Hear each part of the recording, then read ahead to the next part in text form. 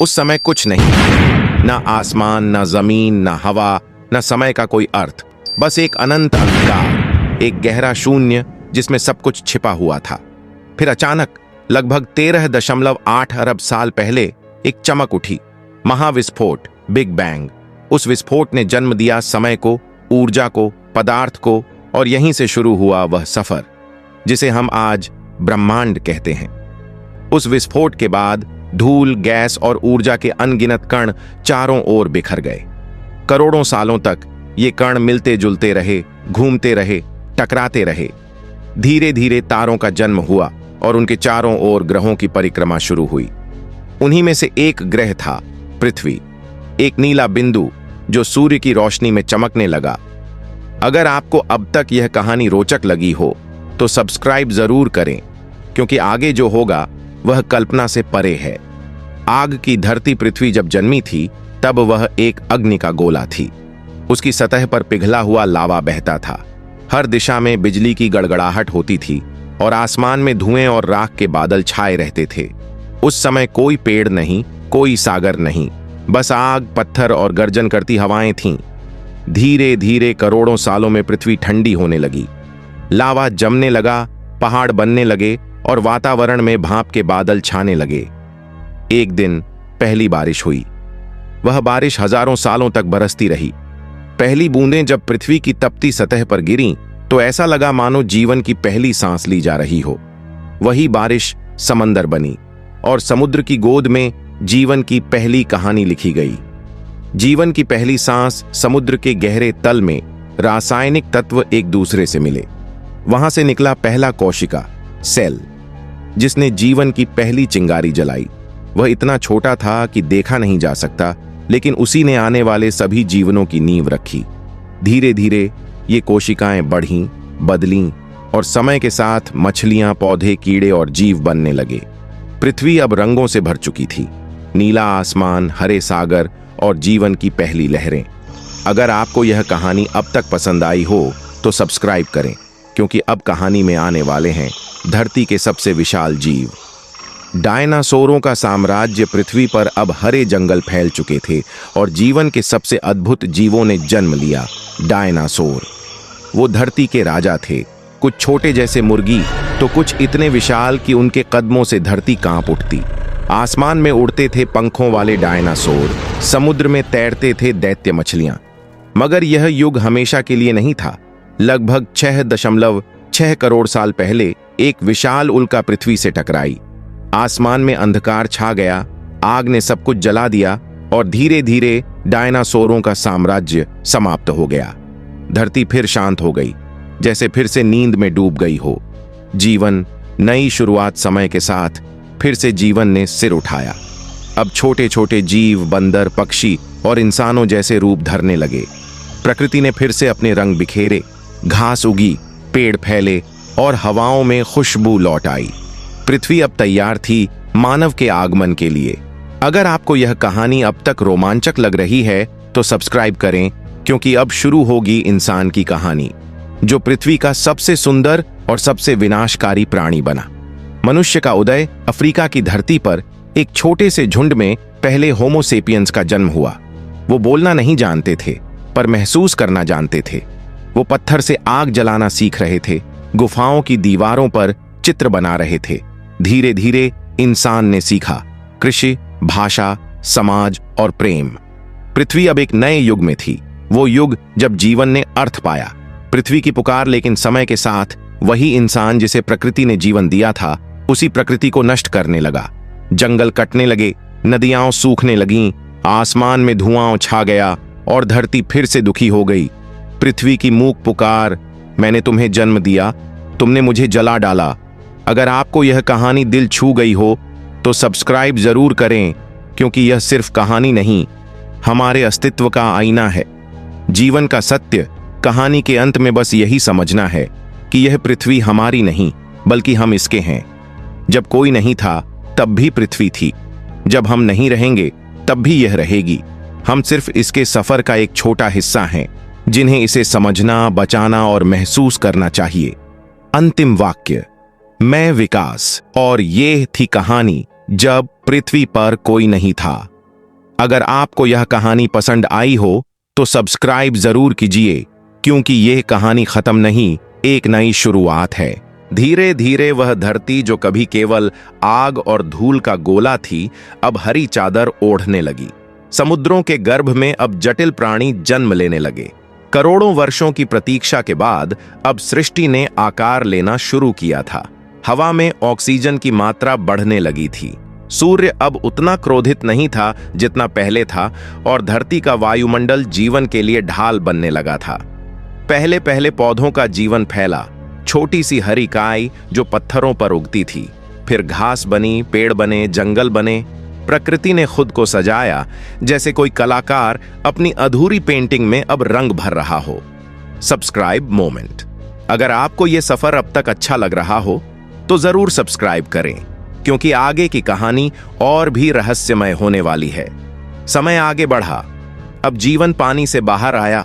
छोटे छोटे कीड़े, फिर मेंढक, फिर सरीसृप, और इन्हीं सरीसृपों से जन्म हुआ विशाल प्राणियों का, डायनासोरों का युग। धरती अब जीवन से भर चुकी थी, मगर यह जीवन भी स्थायी नहीं था। ज्वालामुखी फटे, धरती डगमगाई, और एक दिन आकाश से एक विशाल पत्थर टकराया। पलक झपकते ही डायनासोरों की दहाड़ें शांत हो गईं। प्रकृति ने फिर साबित किया, जो भी बनता है वह मिटता भी है, क्योंकि सृष्टि किसी की गुलाम नहीं। उस राख और अंधकार में भी जीवन ने हार नहीं मानी। धरती ने फिर अपने गर्भ से नए रूप के जीवन को जन्म दिया। अब छोटे छोटे स्तनधारी प्राणी उभरने लगे, जिनमें धीरे धीरे बुद्धि विकसित हुई, भावना आई, और फिर एक दिन मनुष्य का जन्म हुआ। वह मनुष्य जो शुरू में नग्न था, डरा हुआ था और जंगलों में रहने वाला था।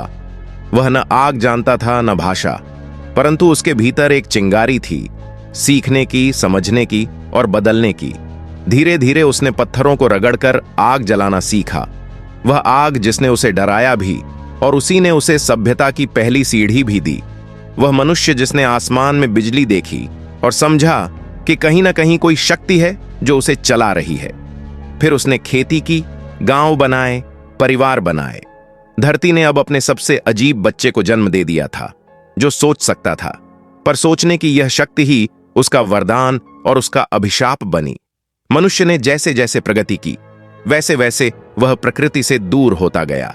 वह भूल गया कि यह धरती किसी एक की नहीं, यह तो उन लाखों करोड़ों जीवनों की साझा विरासत है जो पहले यहां थे। एक समय आया जब मनुष्य ने अपनी जरूरतों से ज्यादा चाहने लगा। उसने पेड़ काटे, नदियां सुखाईं, पहाड़ तोड़े। वह भूल गया कि यही धरती जिसने उसे जन्म दिया, वही अगर रूठ गई तो फिर उसे बचाने वाला कोई नहीं। धीरे धीरे प्रकृति ने जवाब देना शुरू किया, कभी भूकंप, कभी बाढ़, कभी बीमारी के रूप में। और तब इंसान को एहसास हुआ, सृष्टि के साथ खेलना खुद अपनी जड़ों को काटने जैसा है। धरती का इतिहास यही कहता है, हर बार जब जीवन ने अहंकार किया, उसने खुद को मिटाया, और हर बार जब उसने सब्र किया, विनम्र हुआ, उसने खुद को नया जीवन दिया। Subscribe moment. अगर आपको यह कहानी सच्चाई जैसी लग रही हो तो सब्सक्राइब जरूर करें, क्योंकि आगे जानिए कि मनुष्य का यह सबक अब किस ओर ले जाएगा। धीरे धीरे इंसान ने समझा कि जीवन केवल पाने का नाम नहीं है, बल्कि संभालने का नाम है। उसने देखा, पेड़ बिना मांगे फल देते हैं, नदियां बिना भेदभाव सबको पानी देती हैं, सूरज हर सुबह उगता है, चाहे कोई उसका स्वागत करे या नहीं। और तब उसे एहसास हुआ, जीवन देने का नाम है, लेने का नहीं। वह समझने लगा कि अगर उसे यह धरती मिली है तो यह जिम्मेदारी भी मिली है। जो कुछ उसे मिला है वह सदा के लिए नहीं, हर चीज एक दिन मिट जाएगी। जैसे कभी डायनासोर मिट गए, जैसे कभी सागर सूख गए। इसलिए इंसान को सब्र रखना चाहिए, क्योंकि जीवन उतार चढ़ाव का नाम है। जब दर्द हो तब भी मुस्कुराओ, जब कुछ खो जाओ तब भी धन्यवाद दो, क्योंकि शायद उसी खोने में कोई नया बनने का अवसर छिपा हो। समय फिर आगे बढ़ा। अब प्रौद्योगिकी का युग आ गया है। मनुष्य ने मशीनें बना ली, अंतरिक्ष तक पहुंच गया। परंतु प्रश्न अब भी वही है, क्या वह समझ पाया कि यह सब कुछ अस्थायी है?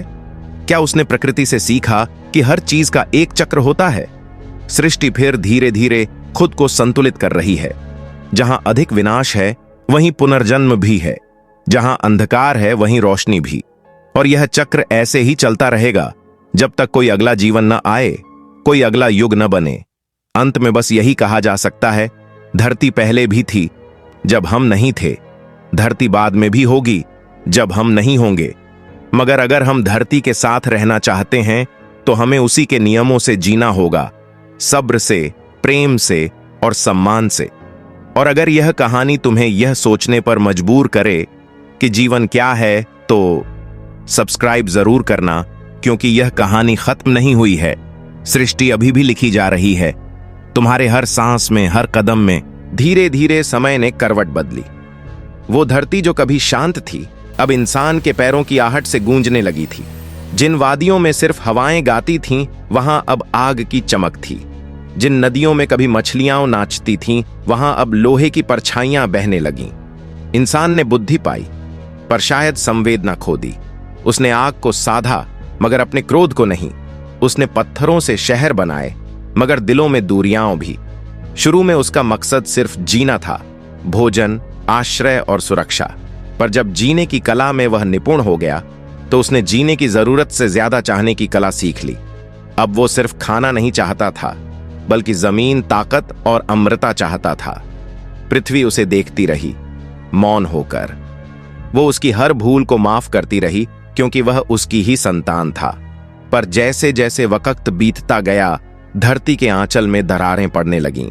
पहाड़ जो कभी नीले आसमान के गर्व थे, अब खनन की चोटों से रोने लगे। नदियां जो कभी जीवन देती थीं, अब कचरे से भरकर बदबू देने लगीं। जंगल जिनमें कभी हवाएं गुनगुनाती थीं, अब जलने की चीत्कारों से गूंजने लगे। एक समय था जब इंसान प्रकृति के संग चलता था, अब वो उसके खिलाफ दौड़ने लगा। उसे लगा कि वह सबसे शक्तिशाली है।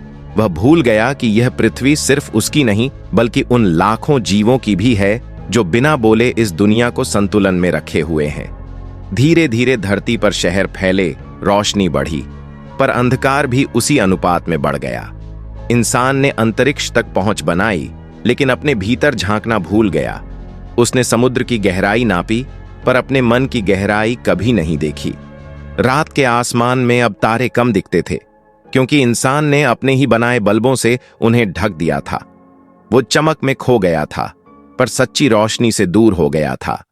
एक शाम जब हवाओं में धूल भरी थी और आसमान में धुआं, पृथ्वी की एक बूढ़ी नदी ने अपनी आखिरी सांस ली। उसकी लहरें सूख चुकी थीं, पर उसमें अब भी यादें बह रही थीं। वो यादें जब बच्चे उसके किनारे खेलते थे, जब मछलियां उसकी गहराई में गीत गाती थीं।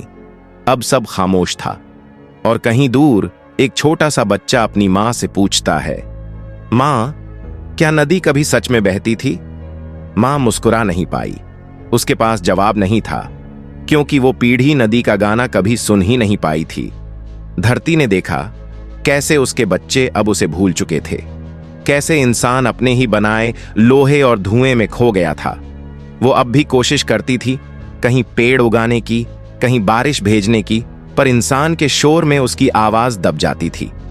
समय बीतता गया, गर्मी बढ़ती गई, सर्दी कम होती गई, समुद्रों का पानी बढ़ा, शहर डूबने लगे। और तब इंसान को एहसास हुआ कि उसने अपनी मां को चोट पहुंचाई है। वो भागने लगा, नई जगहों की तलाश में। कभी चांद की ओर देखता, कभी मंगल की ओर, पर वहां जीवन नहीं था। वहां न हवा थी, न प्यार की गंध, न बारिश की आवाज। वहां सिर्फ सन्नाटा था, वैसा ही जैसा था जब पृथ्वी पर कोई नहीं था। तब उसे एहसास हुआ कि सच्चा स्वर्ग तो यही था, जिसे उसने अपने ही हाथों से नरक बना दिया। कई जगह पेड़ फिर से उगने लगे, क्योंकि कुछ इंसान अब भी पृथ्वी से प्रेम करते थे। उन्होंने पेड़ लगाए, नदियां साफ की और बच्चों को बताया, धरती हमारी मां है। धीरे धीरे जीवन ने फिर मुस्कुराना सीखा। घास पर फिर ओस की बूंदें चमकने लगीं, हवा में फिर खुशबू लौटी और पक्षी फिर आसमान में गाने लगे। धरती ने चैन की सांस ली। वो अब भी घायल थी, लेकिन जिंदा थी। वो अब भी थकी थी, पर उम्मीद रखे हुए थी, क्योंकि जब तक एक भी दिल पृथ्वी से प्यार करता रहेगा, वो सांस लेती रहेगी। रात ढल रही थी, तारों की हल्की चमक फिर से लौट आई थी। एक छोटा बच्चा अपनी मां से बोला, मां, क्या यह धरती हमें सुन सकती है? मां ने मुस्कुराकर कहा, हां बेटा, जब तुम प्यार से पुकारोगे तो वह जरूर सुनेगी। हवा में एक हल्की ठंडक थी, जैसे धरती ने बच्चे के सिर पर हाथ रखा हो। कहीं दूर एक पत्ता गिरा, धीरे से, शांत स्वर में, और ऐसा लगा जैसे पृथ्वी ने फुसफुसाकर कहा हो, मैं अब भी यहां हूं। अगर आपको यह कहानी अब तक अच्छी लगी हो तो सब्सक्राइब जरूर करें, क्योंकि यह सिर्फ एक कहानी नहीं, हमारे अस्तित्व की आवाज है। और शायद जब हम सब इस धरती को अपना घर समझेंगे, तभी वह फिर से वैसी बनेगी जैसी शुरुआत में थी, सुंदर, शांत और जीवन से भरी।